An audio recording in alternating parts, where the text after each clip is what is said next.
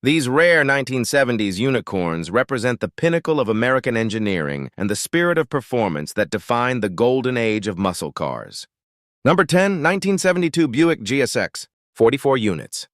As one of the most underrated muscle cars of the era, Buick's GSX was never built in large quantities. 678 examples rolled off the line in 1970, and that number dropped to just 128 in 1971. However, with just 44 buyers for the 1972 GSX, the model year makes for one of the rarest muscle cars you can buy from the decade. As was the case with other post-1970s muscle cars, power dipped in both 1971 and 1972 thanks to tightening emissions regulations and a shift to net power. Even still, the GSX remains highly desirable because of its distinctive styling touches, and the availability of aftermarket performance parts means that you can bring output up to the potent numbers of years prior.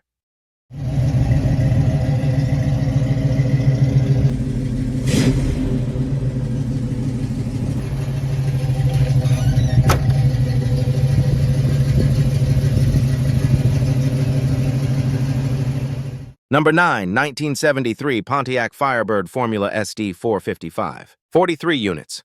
With the onset of the 1970s, most automakers saw their horsepower figures take a marked dive, but Pontiac's engineers managed to squeak out one last performance car in the form of the Firebird Formula SD 455.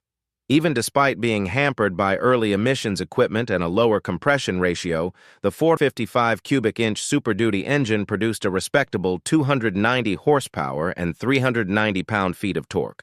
Though Pontiac built some 1,096 Super Duty powered cars between 1973 and 1974, just 43 of those were ordered as Firebird formulas.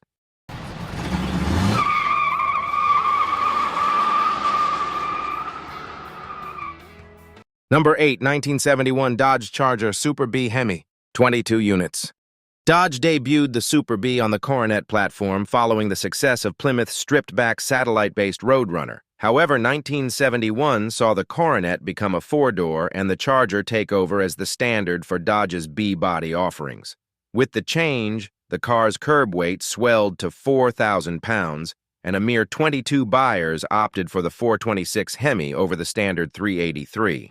Come 1971, Dodge discontinued the Hemi and shelved the Super B name. It didn't reappear until 2007.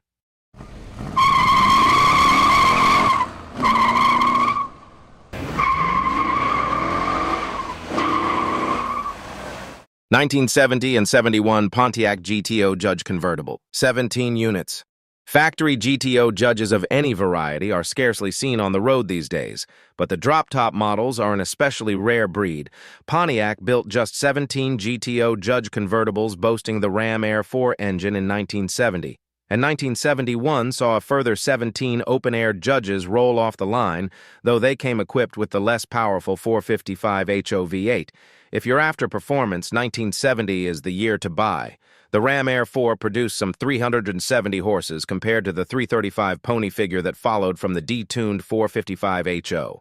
Regardless, a GTO Judge Convertible from 1970 or 1971 is sure to make you stand out in any 70s muscle car lineup.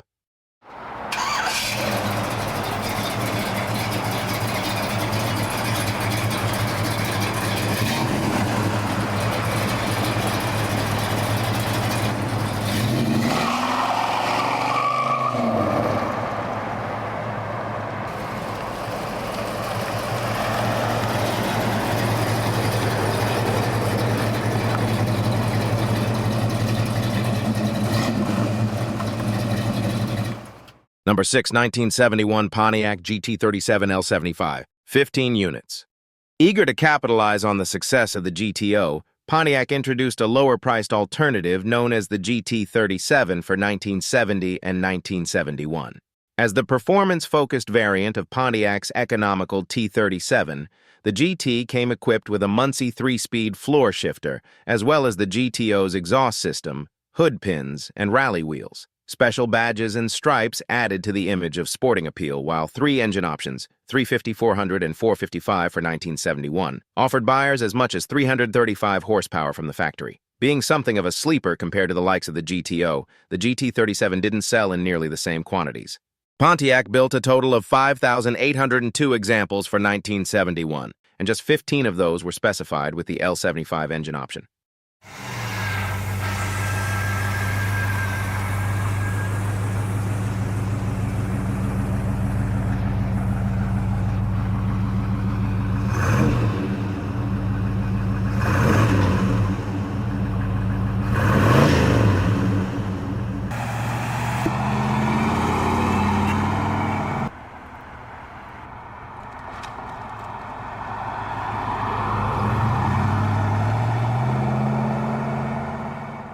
Number 5, 1971 Plymouth Hemi Cuda Convertible, 12 units.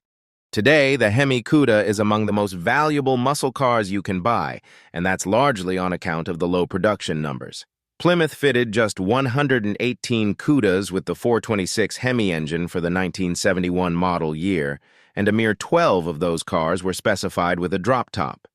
Even though the shift to SAE net power ratings saw output fall from 425 gross to 350 net horses, the 1971 Cuda remains desirable among Mopar enthusiasts. The year saw a number of styling changes in the form of quad headlamps, fender gills, and eye-catching billboard quarter-panel decals. From 1972 onwards, Plymouth's Cuda lost its big block options, relegated instead to a base 318 and a detuned 340.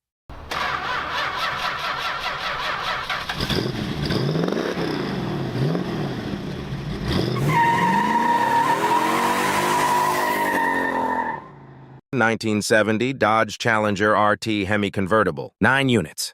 Even though the above Hemi Cuda Convertible is often a headliner at auctions, Dodge's Challenger RT of the same configuration is actually a more elusive car.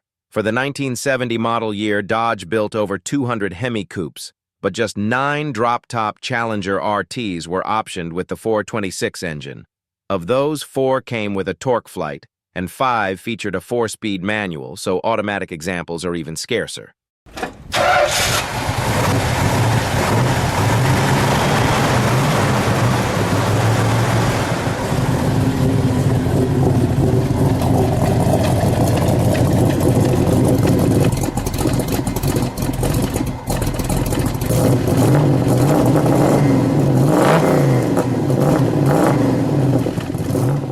(1970) Plymouth Roadrunner Hemi Convertible, 3 units.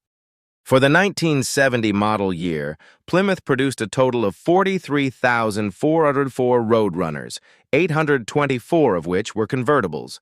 Though the optional 446 barrel is exceptionally scarce with only 34 examples ever made, it's the Hemi version that's achieved near-mythical muscle car status. Plymouth built just 3 Roadrunner convertibles fitted with the 426 for 1970, making them one of the rarest expressions of Plymouth performance to roll off the line.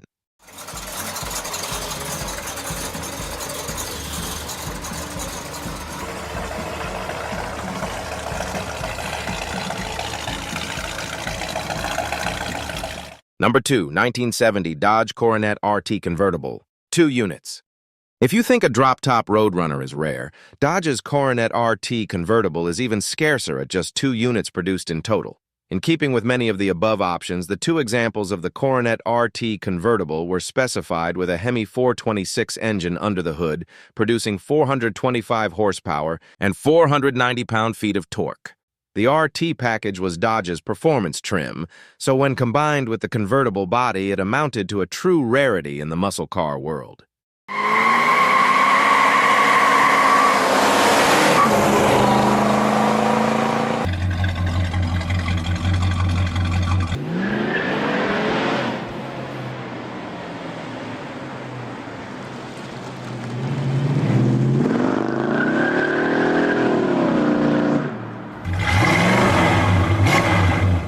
Number 1, 1970 Chevrolet Nova LT1 COPO, 2 units. Don Yenko's Nova LT1 Yenko Deuce is widely appreciated for its rarity and muscle car appeal, but what few realize is that not all the COPO Novas made it to his shop. 2 other LT1 Novas were built and equipped with M24 speeds before being shipped to Central Chevrolet Oldsmobile in London, Ontario. As Canada's premier performance dealer, Central Chevy ordered a total of 10 LT1 Novas, but only 1 green model and 1 silver model arrived. The former was reportedly crushed a number of years ago, leaving a lone silver factory-built example that was given the Yenko touch. As there is only one supposed surviving example, we felt it only fitting to give it the top spot on this list.